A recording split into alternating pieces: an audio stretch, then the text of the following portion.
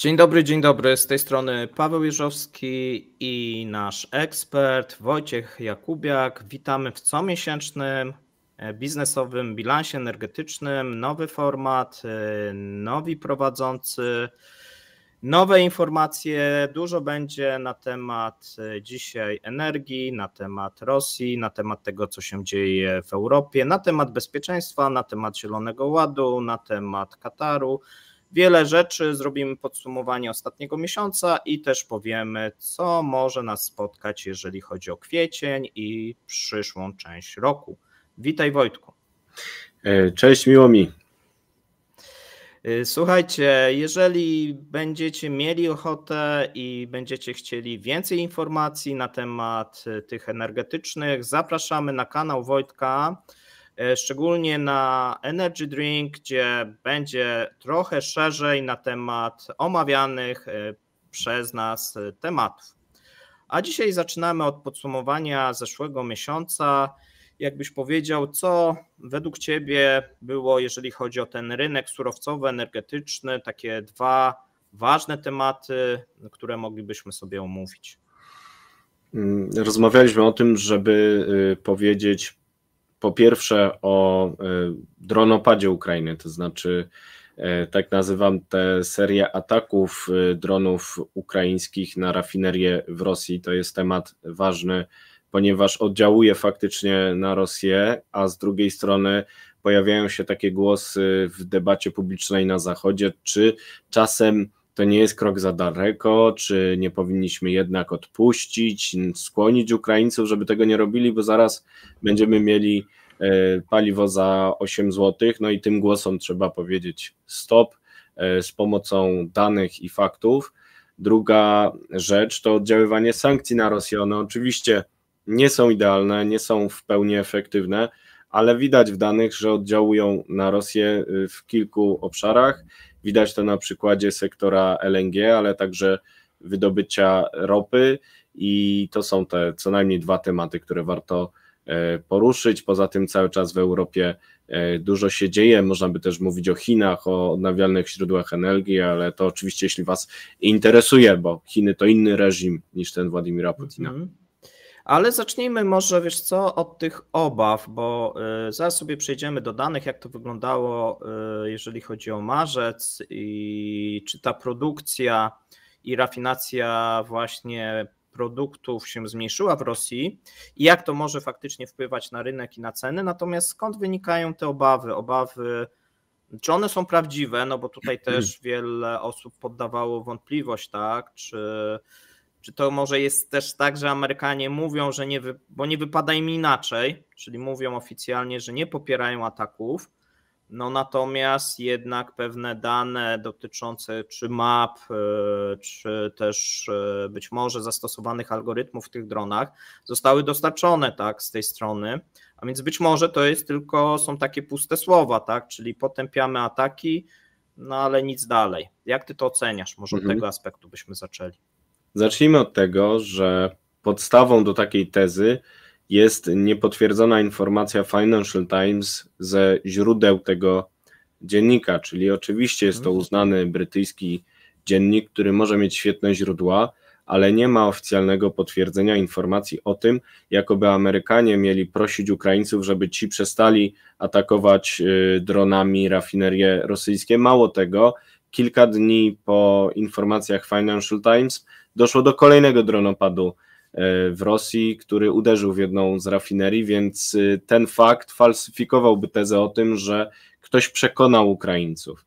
Może są tacy, którzy będą przekonywać Ukraińców, żeby nie atakowali rafinerii rosyjskich, natomiast teza o tym, że argumentem są ceny na stacjach w Stanach Zjednoczonych jest nietrafiona. Ona została użyta w materiale Financial Times, ponieważ mogliśmy tam przeczytać, że rzekomo Biały Dom boi się, że ten dronopad ukraiński podniesie ceny na stacjach w Stanach Zjednoczonych przed jesiennymi wyborami w USA. No i jeżeli spojrzymy na mapę, to zauważymy od razu, że spadek podaży paliw w Rosji będzie miał umiarkowany wpływ na podaż w Stanach Zjednoczonych, które są krainą rewolucji łupkowej, mają wysoką podaż gazu i ropy, i to od stanu tamtejszych mocy rafineryjnych przede wszystkim zależy cena na stacjach. Tutaj większym wyzwaniem może być zazielenianie polityki transportowej, różne elementy Zielonego Ładu amerykańskiego, które są krytykowane przez republikanów, ale to jest całkiem inna dyskusja. Jedynie pośrednio spadek podaży paliw rosyjskich wpłynie na rynek zachodni, który przecież wprowadził też ograniczenia dostaw paliw, łącznie z miejscowymi w niektórych krajach embargo. Amerykanie i kraje anglosaskie nie sprowadzają paliw rosyjskich, więc tu także nie ma obaw o to, że nagły spadek podaży w Rosji będzie wpływał jakoś na ceny paliw. No i na to jeszcze można nałożyć kolejny argument, że przecież Rosjanie w każdej chwili mogą tę podaż sami zmniejszyć, co wielokrotnie robili. Ponadto wprowadzili przecież od marca embargo na eksport benzyny, więc niezależnie od tego, jaka będzie podaż benzyny w Rosji, ona i tak zostanie w Rosji przez kryzys paliwowy w tym kraju, więc niezależnie od tego, czy Ukraińcy będą dronować te rafinerie, czy nie, benzyny rosyjskiej na rynku i tak będzie mniej. Więc na wielu poziomach jest to nietrafiona argumentacja i ktoś może powiedzieć, że jest to taki szczur podrzucony przez zwolenników rozmów z Rosją w czasie, kiedy powinniśmy raczej zamiast rozmawiać, wprowadzać kolejne sankcje wobec tego kraju i cieszyć się z tego, że Ukraińcy znaleźli dosyć relatywnie tani sposób na to, żeby uderzyć w miękkie podbrzusze Rosji, bo mówiłeś o tym wydobyciu, o przerobie, widać w wydobyciu ropy, widać w przerobie ropy naftowej spadki wynikające między innymi z ataków Ukrainy. Tak, no mamy dwa typy danych. Jeden, które pochodzą i dotyczą samych rafinerii. Tu mamy ostatni tydzień marca, mówiliśmy w codziennych ekonomicznych przeglądach, spadek produkcji produkcji benzyny o 12%, tego diesla o 3,5%, to są dane Rostatowe, więc tutaj też należy z pewną ostrożnością podchodzić, jak do wszystkich danych Rostatowych.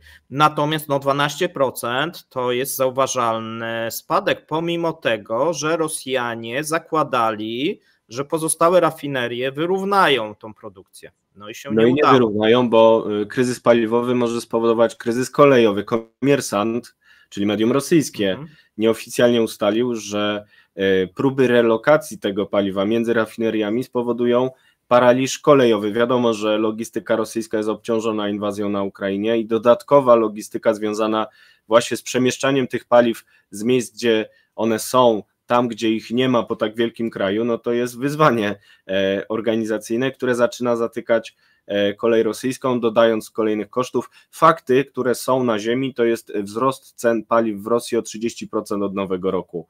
Czyli Rosjanie zbliżają się do powrotu kryzysu paliwowego. Poczekaj, dodajmy, że cen hurtowych, które, bo to też należy wytłumaczyć, które nie odbijają się na cenach detalicznych. Może pokrótce też powiemy dlaczego, tak? Bo to też jest u Ceny nas... są subsydiowane, a budżet rosyjski dopłaca do sprzedaży paliw na stacji w Rosji, bo ona się w ogóle nie opłaca. Gdyby to zależało od rynku, to Rosjanie sprzedawaliby te paliwa za granicę, tak jak się zresztą działo, i kryzys paliwowy wynikał z tego, że dopłaty zostały chwilowo cofnięte, żeby ratować budżet obciążony inwazją. Największe wydatki od czasów Związku Sowieckiego na obronność w Rosji. To wszystko kosztuje. Rosjanie próbowali łatać budżet, wycofując te dopłaty i spowodowali sobie kryzys paliwowy, bo właśnie nikomu się nie opłacało sprzedawać. Tak, więc teraz te dopłaty wracają, kosztują coraz więcej, po 150 miliardów rubli nawet, i to powoduje nowe obciążenia budżetu rosyjskiego, ale teoretycznie na stacjach tego Rosjanie nie czują. Natomiast rentowność takiej działalności w tym kraju spada, konieczność dalszego subsydiowania to jest rozwiązywanie problemów, które sama sobie zapewniła, ponieważ wynikają przede wszystkim z faktu, że jest wielką nierentowną stacją benzynową, która postanowiła dokonać inwazji na kraj sąsiedni. Słuchaj, a jak to może wyglądać, jeżeli chodzi o następne miesiące, bo widzimy, że tutaj Rosjanie zapowiadają naprawy tych rafinerii. Co prawda te daty są przesuwane, no bo jeżeli chodzi o rafinerię, czy w Riazaniu 3 kwietnia nie udało się uruchomić tej linii 6, czy też Niżny Nowogród miało być w marcu uruchomione, też się nie udało, no ale czy to nie będzie tak, że to jest przejściowe i za jakiś czas wrócimy do pewnej stabilizacji na tym rynku paliw w Rosji? To zależy od działań Ukrainy w dużej mierze, czy dronopad będzie kontynuowany, czy Rosjanie będą w stanie naprawiać rafinerię w sposób efektywny w warunkach sankcji, które ograniczają dostęp także do sprzętu, do specjalistów, do różnych usług, które są związane z normalnym funkcjonowaniem rozwiniętego sektora paliwowego. Może się okazać, że te remonty potrwają dłużej, albo tuż po remoncie znowu jakiś dron gdzieś tam uderzy. Najdłuższe terminy mówią o czerwcu dopiero, więc do tego czasu jeszcze wiele się może wydarzyć i Rosjanie mogą dalej odczuwać tenże problem. No ale na szczęście dla Władimira Putina społeczeństwo rosyjskie nie protestuje, nawet po zabójstwie Aleksieja Nawalnego. Przejściowe protesty nie skończyły się jakimiś zawirowaniami politycznymi, więc to jest raczej przesłanka za tym, żeby zaostrzać sankcje, żeby je łatać, żeby wprowadzać je dalej, bo nawet jeżeli ktoś boi się tego dronopadu ukraińskiego, no to jeżeli będą efektywniejsze sankcje, to nie trzeba będzie dronować rafinerii rosyjskich. Mhm. To skoro tak mówisz, no to rozumiem, że tutaj zakładamy, że prawdopodobnie to dronowanie będzie ze strony Ukrainy. Nie wiemy tego, no ale tak trzeba by zakładać, ponieważ no spadek 12%, no to widać, że odnosi skutek. Oczywiście, tak. Przypomnijmy, że w tym momencie tak naprawdę Rosjanie korzystają z 2 zasobów, które jeszcze mają, czyli rezerw. Tam w tym momencie jest tak podawali, w marcu było 22 marca 1,9 miliona ton benzyny, natomiast drugą rzecz, którą podawali, która wydawała się taka jeszcze jakiś czas mało realna, natomiast w przeszłości była stosowana, czyli import paliw z Białorusi. Tak? Tam się mówi o 150 tysiącach ton w kwietniu, wiemy, że już pierwsze te dostawy w marcu też się odbywały. Tak. Jak sądzisz, no bo w którymś momencie te rezerwy się skończą, dronowanie, że tak powiem, może być kontynuowane. Na razie Rosjanie nie znaleźli też sposobu przeciwdziałania temu, pomimo swoich tam szumnych zapowiedzi. Czy to będzie wiązało się z tym, że Rosja będzie musiała więcej tego paliwa importować i czy w ogóle Białoruś jest w stanie więcej importować niż te 150 tysięcy ton? Jakie są w ogóle możliwości Białorusi w tym zakresie? No, mówimy o benzynie, tak? Mhm. Wydaje się, że te możliwości są ograniczone, a także przesłanki ekonomiczne sugerują Białorusi nieprzestawianie się na rynek rosyjski, który jest, jak już mówiliśmy, nierentowny. Białoruś była w stanie konkurować na rynku europejskim, była też na rynku polskim przed inwazją rosyjską i ma paliwa dobrej jakości, które radzą sobie na rynkach ościennych, dlatego też wydaje się, że przekierowanie maksymalizowanie eksportu na rynek rosyjski nie jest w interesie ekonomicznym Białorusi, natomiast znając relacje w ramach Związku Białorusi i Rosji, może się okazać, że Białoruś będzie politycznie do tego zmuszana. Spadek asertywności Białorusi po tym, jak krwawo reżim białoruski rozprawił się z opozycją i popadł w zależność jeszcze większą od Federacji Rosyjskiej, widoczny także po sektorze obronnym, po tym jak Białorusini coraz mocniej Rosjan wpuszczają na swoje terytorium, zgadzają się na kolejne elementy infrastruktury, łącznie z bronią jądrową. To wszystko sugeruje, że nawet jeżeli to nie jest w interesie Białorusi, może być ona zmuszona przez Kreml, ponieważ jej podmiotowość dalej maleje. Warto pamiętać, że w rafineriach 2 białoruskich w Nowopołocku i Mozyżu są udziały też rosyjskie. Więc suwerenność białoruska w sektorze naftowym i paliwowym jest dużo większa niż w sektorze gazowym, ale nie jest pełna i szczególnie po tym, jak reżim Łukaszenki jednak wybrał kurs na wschód, przestraszył się białoruskiej wiosny, ten trend będzie silniej widoczny i może nie być wyboru. A czy w ogóle istnieje możliwość, żeby Rosja sprowadzała, pomijamy te kwestie logistyczne, bo sprowadzenie też tego paliwa, tak jak powiedziałeś, z Białorusi, no to też są trzeba czymś sprowadzić, tak, a więc tu znowuż kolej. Czy z innych kierunków Rosja może sprowadzać paliwa, czyli stać się w sumie importerem netto, tak? No to by był chichot historii, byłoby bardzo śmiesznie, gdyby tak się stało. Można sobie wyobrazić dostawy, nie wiem, z Wenezueli czy skądś, ale też należy pamiętać, że porzucenie ropy i paliw w Rosji zwiększa popyt na Nie, nierosyjskie. mówię o paliwie, tak, że wiesz, wysyłają surową ropę, a w drugą stronę dostają przykładowo benzynę, nie?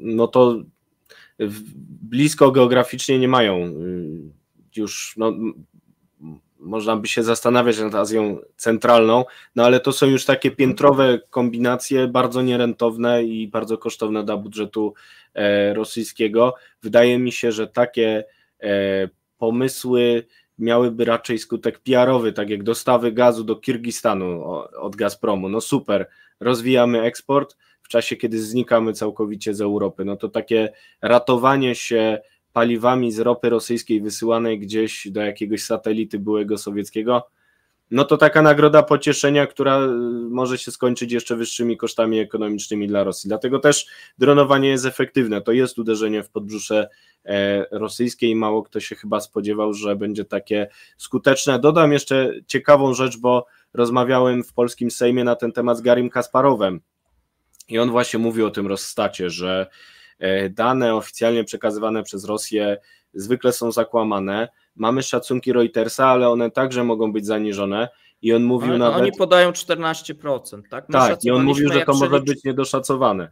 Według Kasparowa, no więc jednak opozycjonisty rosyjskiego, który coś tam o Rosji wie, to może być kilkadziesiąt procent, więc jeszcze zobaczymy, jaki będzie ten efekt. Także mówiłeś o tym, że nie wszystkie dane jeszcze spłynęły, więc zobaczymy, co będzie dalej. Tak, bo właśnie powiedzmy tak, mamy 12% Rostat, Reuters szacuje to na 14%, ale on zakłada, że ten najgorszy efekt bez powiedzmy tego Tatarstanu ostatniego, bo tam nie wiadomo co spłonęło, bo Rosjanie strasznie kręcą, bo jeden dron uderzył w ogrodzenie, a drugi nie wiadomo w którą instalację i nie wiadomo, twierdzą, że nie potrzeba żadnej naprawy oficjalnie, natomiast no, widzieliśmy, że tam coś płonęło, a więc wydaje się, że jednak jakaś naprawa powinna być.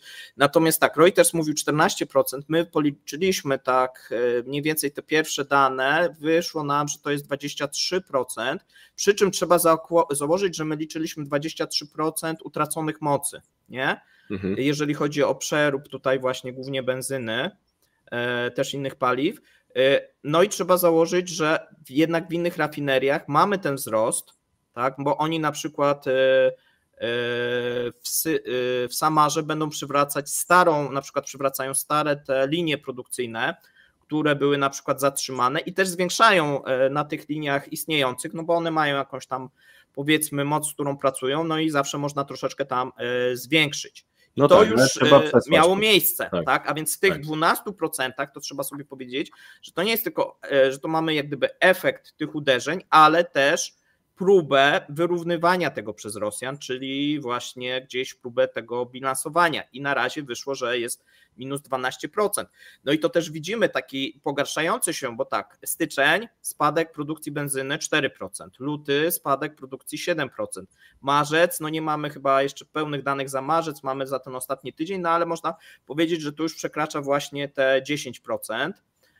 No bo jak mamy ostatni tydzień 12, wcześniej trochę było mniej, tak, no to powiedzmy tam może być 9-10%, nie? Czyli no jakby popatrzeć od początku roku jest coraz gorzej, jeżeli byśmy popatrzyli tylko na te 3 miesiące. Jeżeli tutaj nie będzie jakiejś recepty, no to te ile oni mają? 1 900 000 zapasów, rocznie robili w 2023 43 chyba 0,8 miliona, popraw mnie, jeżeli tutaj źle podaję, no to te zapasy, no to jest tak 4% produkcji rocznej, tak? No właśnie, czyli nie za duże. Nie za duże. No takie, wiesz, pamiętaj, że jest zakaz eksportu jeszcze, to trochę pomaga, co prawda tego eksportu, tej benzyny tak dużo nie wysyłali jak diesla, no niemniej coś tam zawsze daje i zwiększa tą ilość na ten rynek krajowy, natomiast no powiedzmy miesiąc, 2 miesiące, no i potem trzeba po jakieś inne środki sięgać. Tak, no i zobaczymy, co z tym embargo na diesla. Zobaczymy, czy tutaj będzie też tak zła sytuacja, że będą musieli przywrócić embargo na diesla, czego im serdecznie życzę. Wiesz co, oni twierdzą, tam masz ten problem, że masz te rurociągi, które są podpięte pod porty, bo tego diesla więcej. Pamiętajmy, oni 40% diesla eksportowali, tak no plus minus, co by się wiązało z tym, że musieliby te rurociągi, wiesz, wyłączyć i mają też problem, wiesz, taki logistyczny, wiesz, bo to jest jak gdyby podpięte i leci, tak? A tak, no bo Rosja jest historycznie przystosowana do eksportu paliw, dlatego nie ma dobrze rozwiniętego systemu magazynów gazu czy innych paliw. No i to ją teraz gubi bardzo dobrze i tak największe magazyny gazu Związku Sowieckiego są teraz na Ukrainie, 31 miliardów metrów sześciennych, więc no mają kłopot.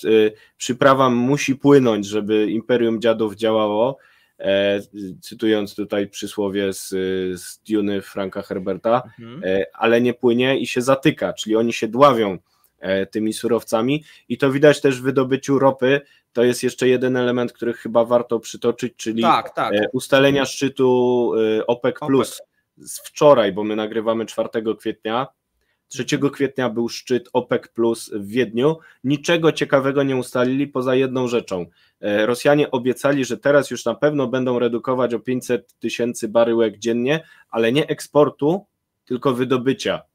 I to nie jest tak, że oni osiągnęli jakiś sukces, tylko przyznają się do tego, że im wydobycie spada z 9,5 miliona baryłek. Ale mamy to już w danych tych lutowych z wpływów w budżecie, bo tam mamy spadek z MET-u o 22% i nawet jeżeli policzyć, że w styczniu był wyższy ta ordynacja podatkowa się zmieniła, no to już widać, że skoro mają z podatku mniej i tam sobie by poprzeliczać, to widzimy, że spada im znowuż nawet bardziej niż deklarowali ta produkcja ropy. Tak, i to jest bardzo ważne, no bo Arabia Saudyjska może sobie elastycznie zmieniać wydobycie, bo ma innowacyjny sektor, ma dużo inwestycji w elastyczność złoża, może regulować z dnia na dzień, dlatego ona dobrowolnie stwierdziła, że zmniejszy to wydobycie nawet o 1,5 miliona baryłek dziennie i mogła sobie na to pozwolić, bo zaraz odbuduje to wydobycie. Tymczasem w Rosji, w Imperium Dziadów, duża część złóż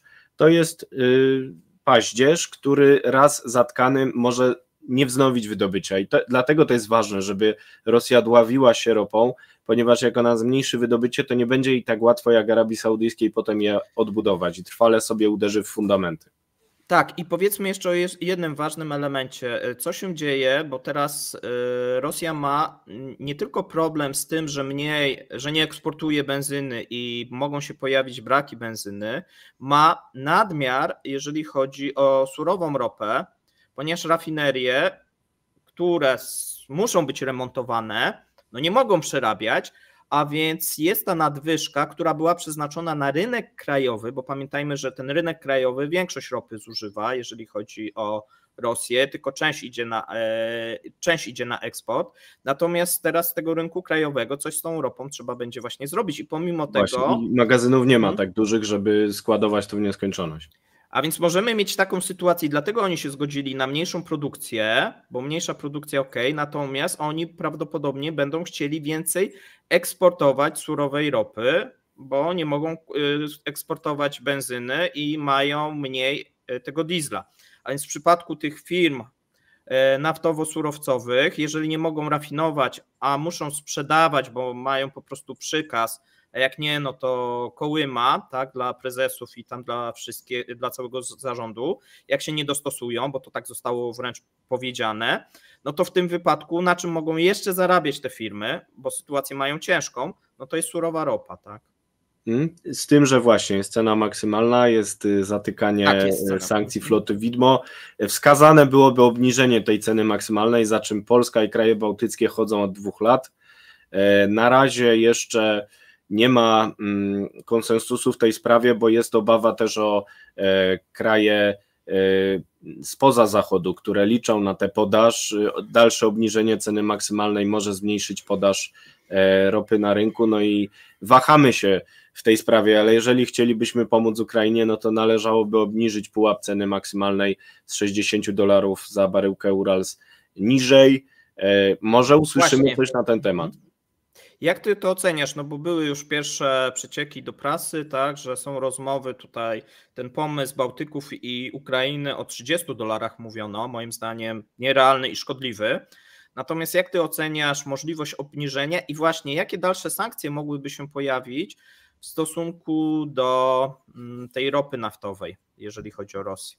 Tak, tutaj Bo bardzo... to mamy jednak naczynia połączone, tak? No tutaj jeżeli zbyt mocno przykręcimy Rosję, no to te ceny na pozostałych gatunkach pójdą w górę.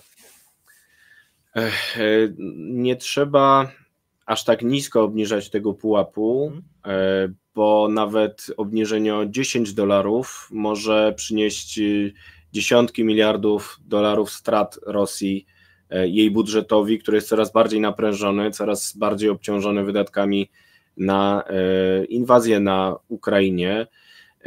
I z jednej strony można obniżyć ten pułap, z drugiej strony jeszcze mocniej uderzać we flotę widmo. I znowu do tego Kasparowa się odniosę, który sugerował na przykład opłatę za przekroczenie cieśnin duńskich przez rosyjską flotę widmo. To też się pojawiało gdzieś tam w debacie publicznej jakiś czas temu. Jest taka grupa ekspertów przy rządzie ukraińskim, która tworzył szereg rekomendacji w tym zakresie. Do tego można dodać blokowanie różnych usług na rynku rosyjskim. Widać to i też o tym mówicie na pewno często, że Rosjanie mają problem z częściami zamiennymi, z wykorzystaniem nowych technologii. Cały czas są niektóre firmy zachodnie obecne na rynku rosyjskim, czy to niemieckie Linde, czy to amerykański Schlumberger, który się nazywa SLB teraz. No, oni tam oni ograniczyli mocno. No więc tak, ale można ich całkiem usunąć. No tak. I według tej grupy eksperckiej przy rządzie w Kijowie tylko te rzeczy, które przecież nie są turboradykalne, mogą dać nawet $50 miliardów strat Rosjanom. Z drugiej strony jest inne rozwiązanie, które cały czas jest też przedmiotem dyskusji, czyli sprzedaż zamrożonych aktywów rosyjskich. One są teraz zamrożone, są przedmiotem obrotu funduszu Euroclear stworzonego w Europie. No i jest dyskusja o tym, czy nie skonfiskować tych aktywów. Sam byłbym zwolennikiem tego rozwiązania, chociaż są legaliści oczywiście w Holandii, w Niemczech, we Francji, którzy boją się, że potem w sądzie Rosjanie wygrają spory o taki ruch. Natomiast też zdania prawników są na ten temat podzielone. Sam nie jestem w ogóle prawnikiem. Z punktu widzenia efektywności sankcji, także wykorzystanie tych rosyjskich aktywów na Zachodzie do finansowania wsparcia Ukrainy, to jest drugi koniec tego równania, czyli te marchewki, które możemy wyciągnąć Rosjanom z ogródka po to, żeby nie na własny rachunek płacić za dalsze wsparcie Ukrainy, bo przekonanie w środowisku bezpieczeństwa jest takie, że jeśli Ukrainie uda się bronić, no to czeka nas jeszcze kilka lat intensywnego wspierania Ukrainy po to, aby ona się do końca obroniła i to jest optymistyczny scenariusz, więc żeby do niego dążyć, musimy też pamiętać o tym, że musimy finansować to działanie. To oczywiście jest dalej niższy koszt niż wysyłanie naszych ludzi na front, o czym trzeba pamiętać, ale warto pomyśleć o finansowaniu i dlatego ta dyskusja o wykorzystaniu zamrożonych aktywów w Rosji to jest bardzo ważny temat i on też do wakacji powinien zostać rozstrzygnięty. Jeżeli mamy mówić o jakichś tematach na przyszłość, to też teraz zdaję sobie sprawę, że to może być bardzo ważny element do rozstrzygnięcia. Tak, Amerykanie chcą mieć rozstrzygnięcie przed szczytem G7, przed czerwcem. No i oczywiście oni cisną, żeby, szczególnie Republikanie, i tam się mówi o pewnym takim nawet dealu. Mówiłeś, że Amerykanie teraz jak gdyby odeszli od tego, natomiast Republikanie cały czas popierają akurat pomysł konfiskaty. Tak? Bo tutaj akurat pomiędzy demokratami a republikami w tym względzie wydaje się, oczywiście nie wszyscy, tak, żeby była też jasność, są też osoby, które mają podobne zdanie jak w Europie, natomiast większość, jeżeli chodzi o Senat i Kongres, popiera rozwiązanie, jeżeli chodzi o konfiskatę rosyjskich aktywów. Tak samo Brytyjczycy, gdyby to zależało od Anglosaksów i Europy Środkowo-Wschodniej, to już byśmy te aktywa mieli. Też rozmawiałem o tym z pełnomocnikiem rządu do spraw odbudowy Ukrainy, Pawłem Kowalem, On mówił, że bezdyskusyjnie trzeba Niemcy między innymi przekonać do tego, żeby te aktywa zająć, no bo inaczej i tak Niemcy zapłacą za tę odbudowę Ukrainy, tylko raczej z naszych pieniędzy, których też potrzebujemy do odrodzenia gospodarczego po kryzysie energetycznym, więc przeciąganie tej dyskusji w nieskończoność nie prowadzi do niczego dobrego. Znaczy, wiesz co, tu może Rosjanie pomogą, bo tak naprawdę Niemcy, Francuzi, Włosi wstrzymują się z tym ze względu na swoje aktywa, które cały czas jeszcze są w Rosji, natomiast Rosjanie robią wszystko, żeby przekonać, że te aktywa są niebezpieczne. Mieliśmy tą zmianę, recydymilizację, czyli zmianę tej jurysdykcji z holenderskiej, tej sieci, największej sieci zagranicznej supermarketów X5 na rosyjską, co jak gdyby Holendrzy dostaną wybór, albo nam sprzedajecie za jakieś tam za grosze, tak, albo zostajecie wpisani jako właśnie udziałowcy, ale już spółki rosyjskiej, tak? Czyli miałeś spółkę gdzieś zarejestrowaną na zachodzie, działającą w Rosji, a teraz Rosjanie mówią, ok, ponieważ ona działa w Rosji, to już musi być rosyjska, tak? Tak, no i możesz zostać. Słucham? Oni się nie wahają. Tak, i oni się nie wahają i to akurat bardzo pomaga przy tych, no i też co się dzieje na przykład na rynku z tych samochodów, bo już widać, że nie ma do czego wracać, jeżeli chodzi o te fabryki, bo tam będą powstawać montownie chińskich samochodów. Na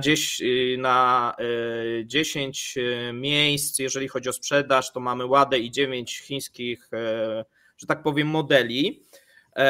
No i tutaj zarówno Volkswagen nie ma do czego wracać, jak i Renault i tak dalej, łącznie też, że te firmy azjatyckie, tak, które też posiadały tam duże te fabryki, też prawdopodobnie nie mają do czego wracać, a więc to może przekonać, bo widać, że Rosjanie chyba już położyli krzyżyk na tym, no i przygotowują się, a w Europie dyskutują. No tak, no to jest piękno naszej demokracji zachodniej, że ona jest nierychliwa, ale z drugiej strony sprawiedliwa. Komuś może podobać się proces decyzyjny na Kremlu, jeśli chodzi o szybkość decyzji, no ale jednak w zamian za to Imperium Dziadów jest miejscem represji i to jednak z Rosji ludzie uciekają na zachód, a nie na odwrót. Nie licząc takich ludzi jak Edward Snowden czy Steven Seagal, którzy już nie mają czego szukać na zachodzie. No tak, są jeszcze oczywiście jacyś tacy, którzy przyjechali do Rosji, w telewizji rosyjskiej często są pokazywani, jakiś Amerykanin, tak, gdzieś na Syberii, nie? Zabawnie to wygląda, natomiast my przejdziemy do następnego tematu, ważnego, bo już oficjalnie Rosjanie ogłosili, że Arctic LNG 2 wstrzymuje produkcję. Tak, Arctic LNG 2 to jest projekt ważny, ponieważ to następne przedsięwzięcie Nowateku, czyli rosyjskiej konkurencji do Gazpromu. O ile Gazprom ma monopol na eksport gazociągami, to liberalizacja rynku LNG sprawiła, że ma rywali w postaci właśnie Nowateku czy Rosnieftu, którzy chcą eksportować gaz, mogą to robić w formie skroplonej. I Nowatek radził sobie lepiej niż Gazprom na rynku europejskim, bo chociaż te jego dostawy to 20 kilka miliardów metrów sześciennych rocznie, czyli niedużo w porównaniu do prawie 200 eksportu Gazpromu przed kryzysem energetycznym, to jednak ten eksport rósł. Kraje Europy Zachodniej zwiększały import gazu skroplonego z Rosji pomimo inwazji na Ukrainie. Był to wielki problem, ale Nowatek sobie świetnie radził, reeksportując gaz także przez Europę do Azji. Kraje Beneluxu, kraje Półwyspu Iberyjskiego nie gardziły tym LNG. Tymczasem sankcje amerykańskie z jesieni 2023 roku uderzają właśnie w te nadzieje rosyjskiego sektora gazowego, bo gaz skroplony to jest sektor innowacyjny, wymagający zaawansowanych technologii skraplających, których Rosjanie nie mają i po szeregu uderzeń mniejszej skali w sektor gazowy i LNG Rosji właśnie zostało uderzone Arctic LNG 2, a szczególnie flota gazowców arktycznych, szczególnie wśród nich te zamówione w południowo-koreańskiej stoczni, których nie mogą teraz odebrać Rosjanie, więc nie mogą rozpocząć dostaw ich pomocą, a zatem muszą opóźnić plany rozpoczęcia pracy Arctic LNG 2 pierwotnie zaplanowane na początek 2024 roku. Nie wiadomo, kiedy będą mogli to zrobić, bo nie mają czym słać gazu, więc blokują ten projekt i muszą zmniejszać już teraz wydobycie na jego potrzeby, no bo nie mają co zrobić z tym gazem. Oczywiście nie mają gdzieś tam na Półwyspie Jamalskim dużych magazynów gazu, żeby składować ten gaz na zaś, no więc dławią się gazem skroplonym tym razem na inny sposób, dławią się swoimi węglowodarami poprzez właśnie wpływ sankcji zachodnich i w ten sposób właśnie Joe Biden zgasił ten płomyczek nadziei w sektorze LNG Rosji. A powiedz mi, czy jest szansa, no bo tutaj mamy w tym momencie tak, zatrzymane te gazowce, jeżeli chodzi o Koreańczyków, oni powiedzieli, że nie będą budować. No tam doszło jeszcze ten Sovcom Lot, sankcje, no i jak on już się pojawi, to Koreańczycy powiedzieli, że na pewno nie dostarczą, bo tak. Natomiast tam bodajże 3 gazowce są zakontraktowane przez MOL, czyli przez Japończyków. Nie węgierski MOL, to MOL, tak, tylko inny skrót. MOL, MSK. I czy jest szansa, że właśnie Japonia tutaj pomoże, bo na razie gra na czas, można powiedzieć, bo mówi, tak, że... warto przypomnieć, że są partnerzy pozarosyjscy w ramach tego projektu. Są 2 firmy chińskie, Mitsui japońskie i Total Energies z Francji. Na razie Nowatek zgłosił siłę wyższą, czyli force majeure, powiedział, że nie może im dostarczyć gazu, bo one weszły w ten projekt właśnie w nadziei na ten gaz. No i jeżeli sankcje będą w mocy, to nie będzie możliwości odbioru tego gazu i Japończycy, nawet gdyby chcieli, to będą mieli z tym problem, chyba że dostaną jakieś wyłączenie od Amerykanów, bo takie... Nie, oni teoretycznie, wiesz, nie, tam troszkę jest inna sytuacja. Oni teoretycznie mogą te jak gdyby zamówione zbudować i dostarczyć Rosjanom, bo wbrew pozorom tam nie ma sankcji. Chodzi o odbiór gazu. Nie mówimy o odbiorze gazu, tylko mówimy o dostawie, bo są jak gdyby tak, 2 problemy. Jeden problem to tak, firmy, które brały udział jak gdyby w ramach tego projektu mówiły, że zapewnią odbiór tego gazu, czyli też dostawały przez to specjalne ceny na ten gaz. No i one w tym momencie powołały się też na siłę wyższą i powiedziały, że tego gazu nie będą odbierać, no i na te sankcje oczywiście. Natomiast druga rzecz, Rosjanie nie mają transportu, czyli nikt im nie chce wykonać i dostarczyć gazowców, tak? No bo miały być gazowce z Korei, nie zostały i część tych gazowców miała być dostarczona właśnie przez Japończyków, też z Korei akurat, bo w tej samej zresztą stoczni, no i też nie jest dostarczona. Tutaj Japończycy mówią, że są problemy z siłą roboczą i coś tam i nie da.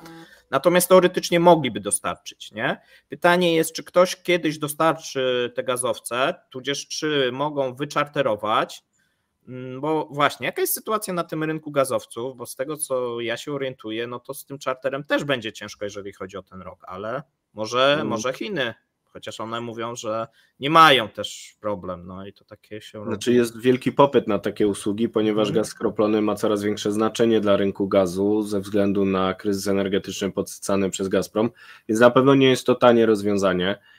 Jeżeli na liście sankcji jest sam projekt Arctic LNG 2, to teraz każdy będzie bał się sankcji drugiego rzędu. Więc nawet jeżeli w tym momencie pewne formy współpracy przy tym projekcie nie są jeszcze objęte sankcjami, no to amerykańscy prawnicy pracują i tak jak łatają dziury sankcji naftowych i oni to robią najlepiej, bo Europa się właśnie zastanawia, to tak samo będą robić z sankcjami wokół tego projektu. Widać, że on jest na celowniku, bo mówiliśmy właśnie o tych tankowcach, o Sovcom Flocie i także stocznia Zwiezda Rosnieftu, która ma budować rosyjskie tankowce, gazowce. Tak, super inwestycja, także jest na liście tych sankcji, więc Joe Biden nierychliwy, ale sprawiedliwy tutaj też będzie kontynuował, jeżeli będzie taka potrzeba. Wydaje mi się, że sam fakt zgłoszenia siły wyższej powoduje, że nawet jeżeli sobie wykombinują jakiś czarter Rosjanie, czy jakąś gazową flotę widmo, no to nie będzie gazu tam. Siła wyższa to jest zgłoszenie braku możliwości realizacji zobowiązania i dopiero kiedy zdejmą siłę wyższą, to będą mogli formalnie rozpocząć te dostawy, bo też zgłoszenie siły wyższej oznacza, że oni są zwolnieni z pewnych konsekwencji, z pewnych kar umownych, no bo nastąpiła siła wyższa, więc tutaj powiedzieli na razie pas. Tak, znaczy i zarówno Nowatek zgłosił, jak i te firmy zgłosiły, więc to trochę taka sytuacja nietypowa na rynku.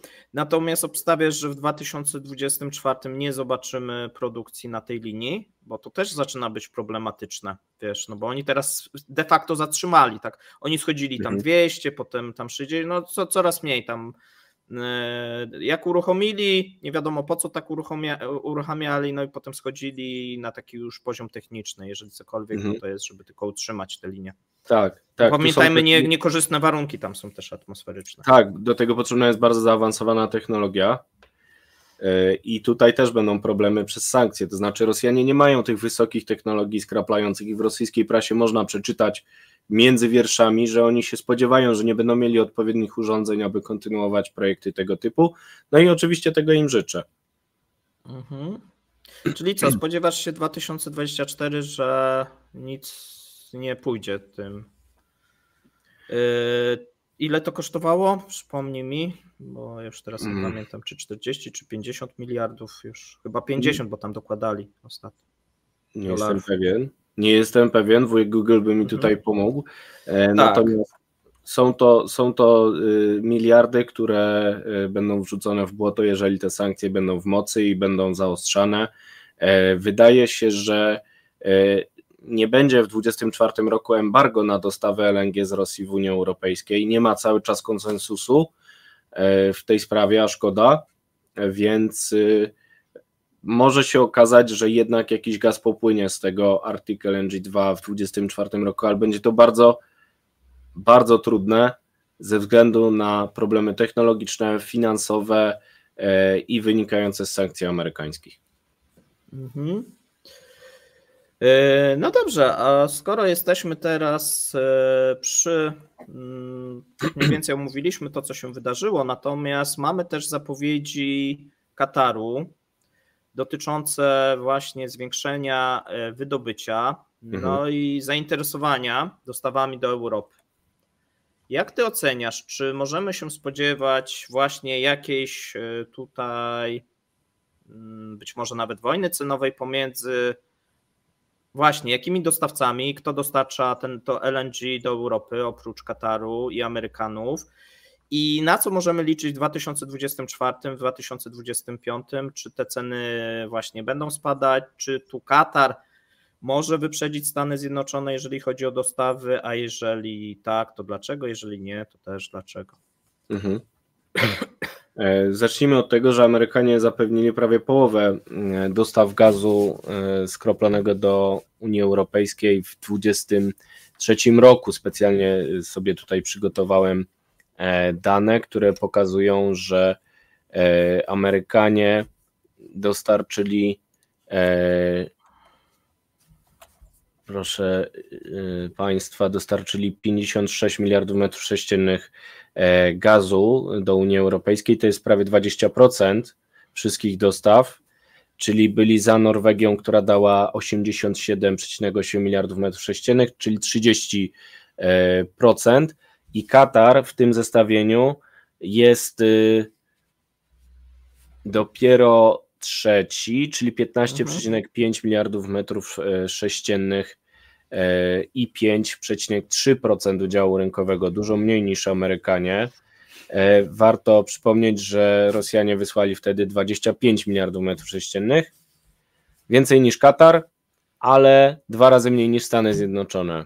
I to są ostatnie dostawy do tych klientów w Europie Środkowej, którzy nie chcą porzucić gazu rosyjskiego, do ostatniego momentu się go trzymają.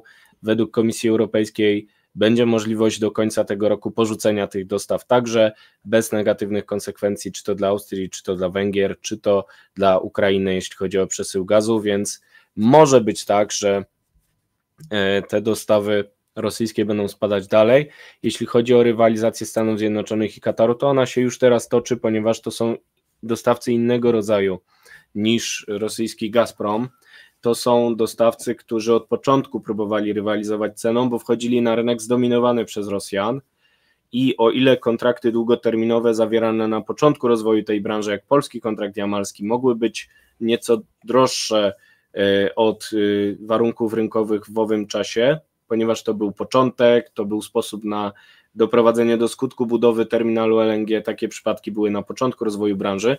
Tak teraz te ceny są coraz bardziej konkurencyjne, część z nich odnosi się już nie do ropy, ale na przykład do ceny na giełdzie gazu w Europie lub w Stanach Zjednoczonych. W Stanach Zjednoczonych jest ta cena jeszcze niższa niż w Europie, więc jeżeli skończy się kryzys energetyczny, to powinniśmy mieć niższe ceny i dużą konkurencję między dostawcami z różnych świata stron.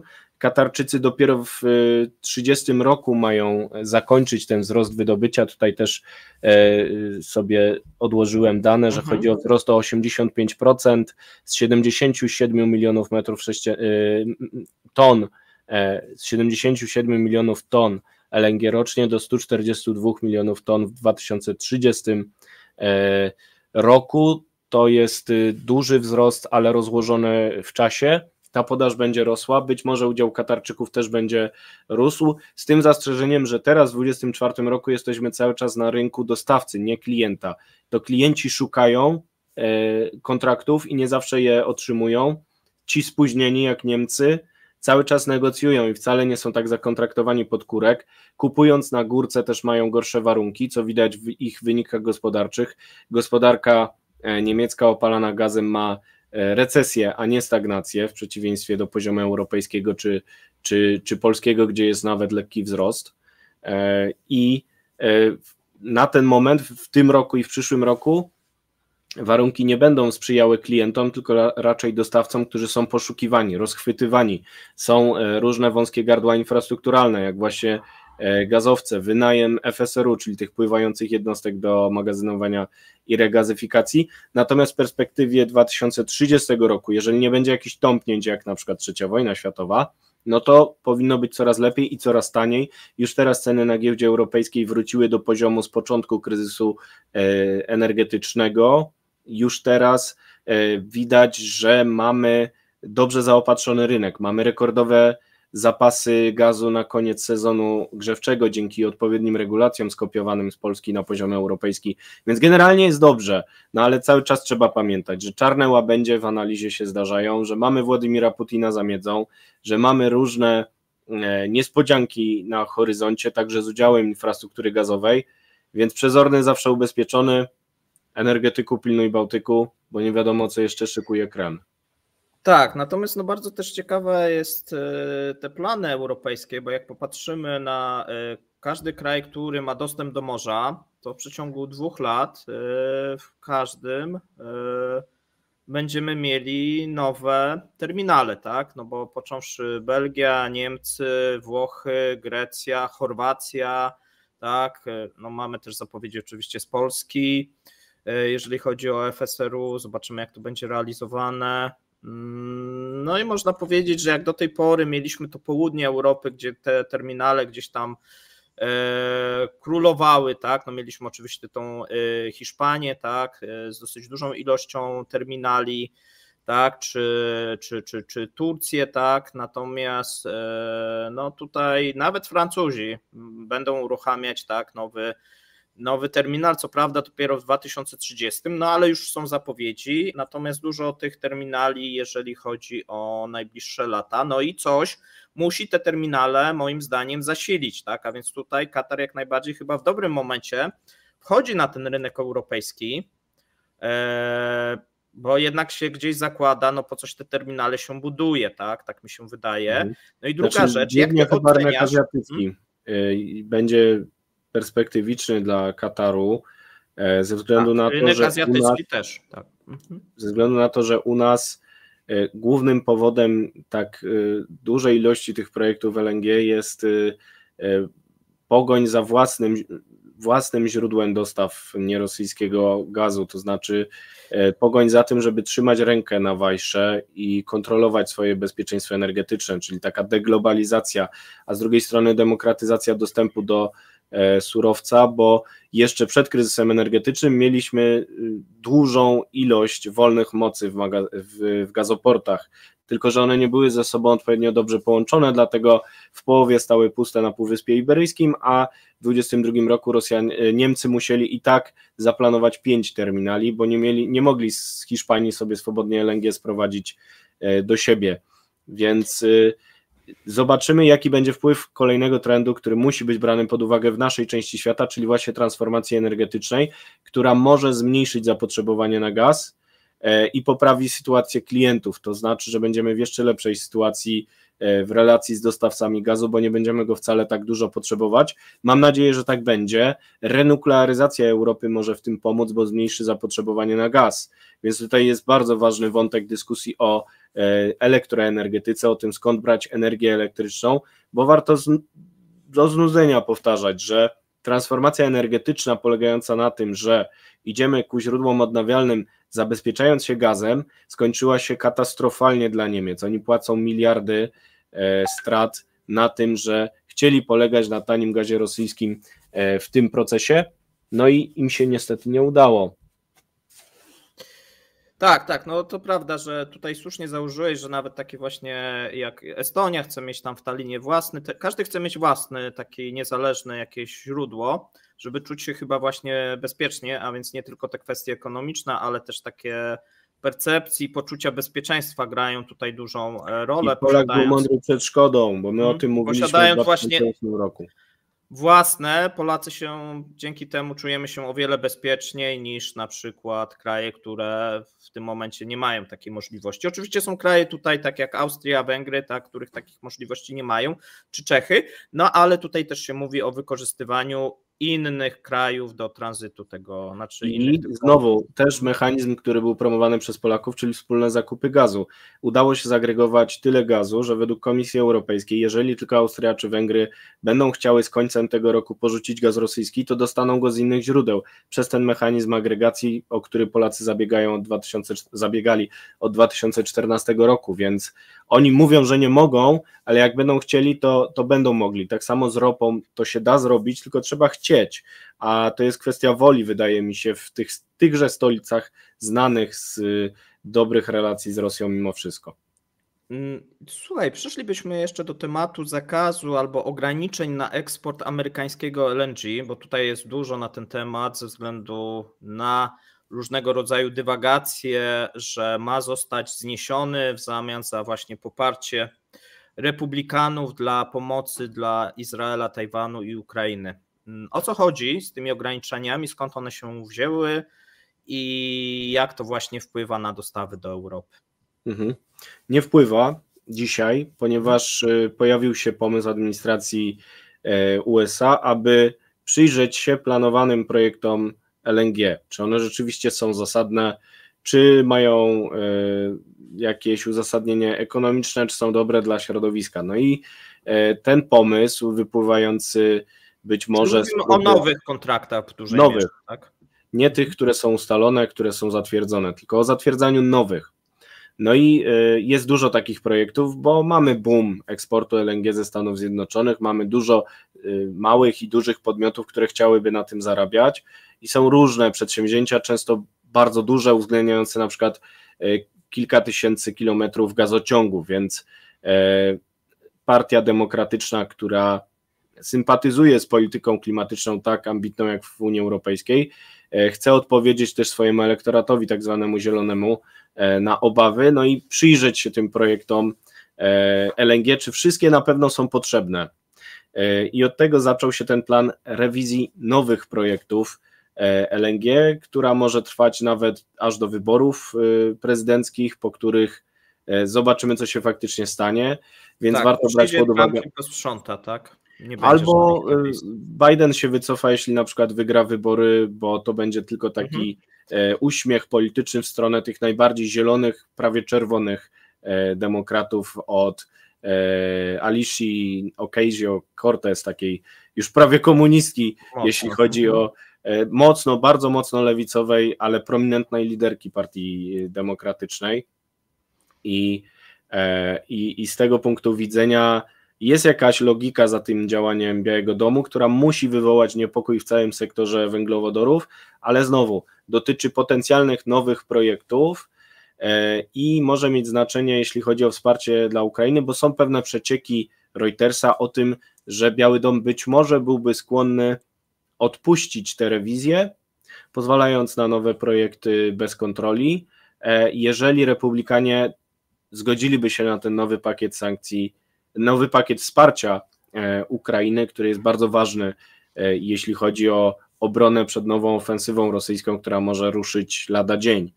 Więc taki przeciek się pojawił. Teoretycznie to ma ręce i nogi, ponieważ główny blokujący nowe wsparcie Ukrainy to Mike Johnson, czyli kongresmen z Luizjany, a w Luizjanie jest największy z tych projektów, które byłyby objęte rewizją, czyli CP2, Calcasieu Pass 2, kolejny etap przedsięwzięcia Calcasieu Pass, które już zapewnić ma LNG Polsce, ale ten nowy etap to jest właśnie taki gargantuiczny projekt zakładający aż z Teksasu gazociąg z nowego wydobycia, który dawałby prawie 20 milionów ton LNG rocznie docelowo właśnie znowu z Zatoki Meksykańskiej gdzieś w świat.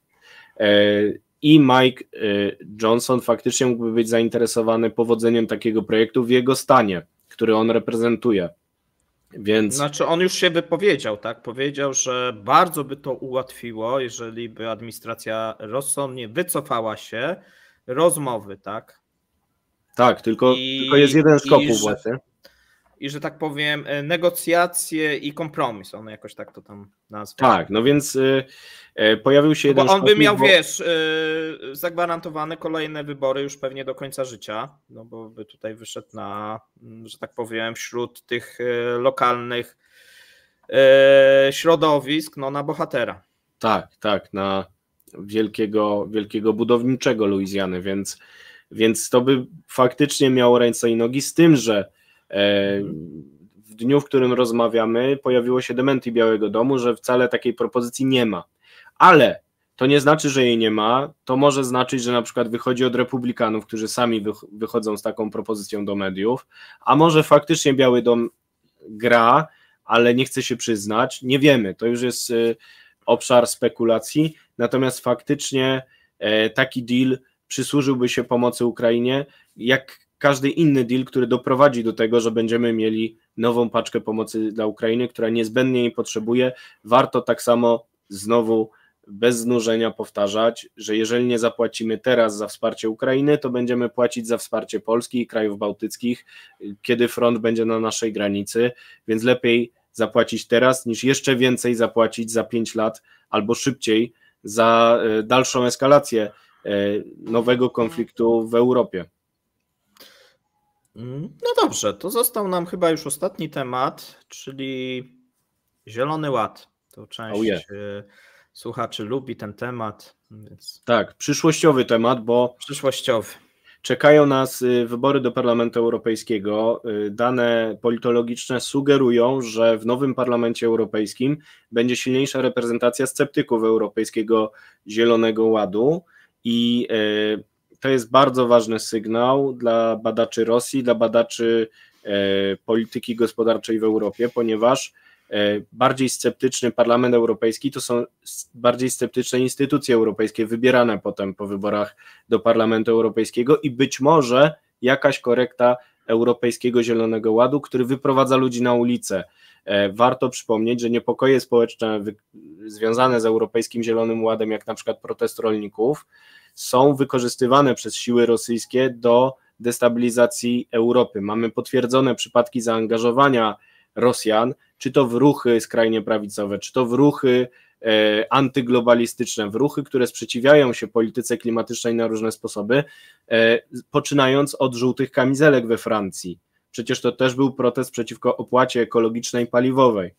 No więc nie wylewając dziecka z kąpielą, bo przecież Europejski Zielony Ład ma szczytną ideę czystszego transportu, czystszego sektora spożywczego, wyższych standardów, z których świat zachodni zawsze był znany.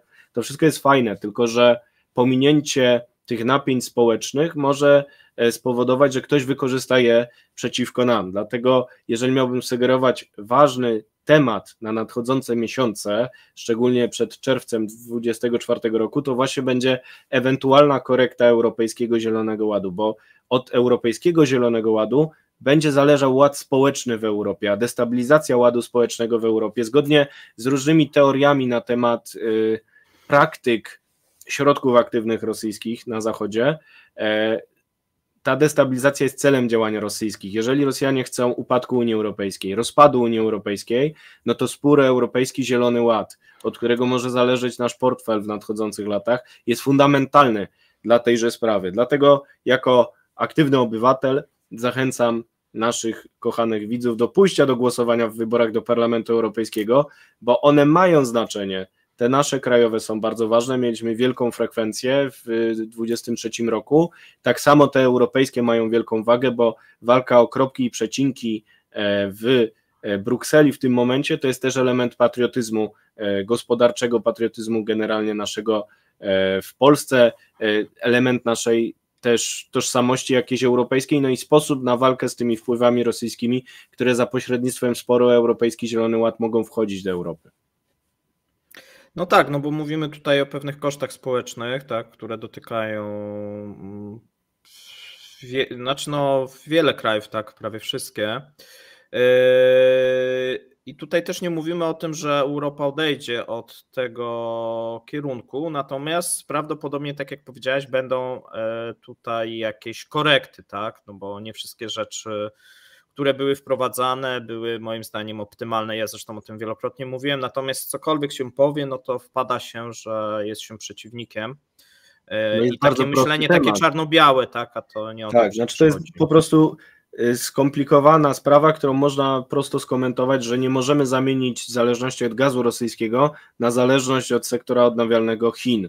Na przykład, to jest cała nowa dyskusja. Teraz to w tym momencie tak idzie, no bo jeżeli popatrzymy na producentów czegokolwiek, no to tam nie ma już producentów niemieckich, tylko są producenci chińscy. No. Tak, to jest. I za moment będziemy, jeżeli chodzi o auta, mieli podobną sytuację, tak, w Europie. Tak, w niektórych surowcach i w niektórych komponentach sektora odnawialnego, czy to właśnie OZE, czy to magazynów energii, czy to samochodów elektrycznych, mamy ponad 90% zależność od Chin. Dopiero się budzimy, dopiero próbujemy coś z tym robić. Komisja Europejska podejmuje ten temat, ale w odniesieniu do Europejskiego Zielonego Ładu względy bezpieczeństwa każą go planować w taki sposób, żeby nie zamienić zależności od Rosji na zależność od Chin i tutaj znowu są odpowiedzi, które my w Polsce mamy częściowo, czyli własne surowce, własne wydobycie do pewnego stopnia, przeproszenie się z brudnymi technologiami służącymi wydobyciu własnych surowców, czy to w Europie, czy to w krajach, z którymi współpracujemy gdzieś na całym świecie, w Afryce, w Ameryce Południowej, bo inaczej będziemy to i tak outsourcować do Chin, które się nie pieszczą ani ze standardami środowiskowymi, ani z prawami człowieka. No i z drugiej strony właśnie jakieś standardy bezpieczeństwa dostaw także w tym obszarze i jest ciekawy sygnał. Komisja Europejska w tym tygodniu rozpoczęła śledztwa w sprawie niezgodnej z prawem pomocy publicznej Chin dla 2 firm, które instalowały OZE w Europie. Może być tak, że Chińczycy subsydiują te firmy po to, żeby zdominowały rynek europejski, tak jak zdominowały go już w sektorze samochodów elektrycznych. No i co z tym zrobią? Odpowiedzą sobie Państwo sami. No wiesz, paneli, tak, wiatraków, możemy tak długo jeszcze wymieniać. Routerów, nawet linii elektroenergetycznych, różnych takich podstawowych rzeczy, które po prostu były tanie. Tak samo jak kiedyś gaz rosyjski, przecież był tani i zawsze był. No i do momentu, w którym... Tak, bardzo, bardzo trafna tutaj ta hiperbola do Rosji, bo w tym momencie to troszeczkę tak wygląda. Uzależnienie od tych chińskich producentów moim zdaniem jest ogromne, jeżeli chodzi o Europę. W innych krajach to się troszeczkę inaczej, inne są proporcje, nawet w Stanach Zjednoczonych, natomiast w Europie tak to jest. Dobrze, w takim razie ja ze swojej strony dziękuję. Dziękuję Wojtku za godzinny tutaj wykład na wiele ciekawych tematów i za przeprowadzenie bilansu energetycznego ostatniego miesiąca. Zapraszamy za miesiąc na kolejny odcinek, natomiast widzów, którzy chcieliby pogłębić swoją wiedzę z zakresów energetyki, zapraszamy na kanał Wojtka. Tutaj macie i będzie również w opisie adres tego kanału. Możecie co kilka dni chyba, tak? Bo ty tak co 2-3 dni wypuszczasz energy drinka i stara Wojtek się jak najczęściej i jest dużo informacji na tematy te bieżące, co się dzieje, jeżeli chodzi o energetykę i surowce i też nasze bezpieczeństwo, bo pamiętajmy, że energetyka to jest również bezpieczeństwo takie, można powiedzieć, wręcz fizyczne, jeżeli chodzi Dokładnie tak. O nas. Każdego z nas do usług. Zawsze chętnie Was odwiedzam i już się szykuję na następny raz. Zapraszamy do lajkowania, do komentowania. Jeżeli będą ciekawe pytania, postaramy się w najbliższym odcinku również na nie odpowiedzieć. Trzymajcie się, miłego dnia, cześć.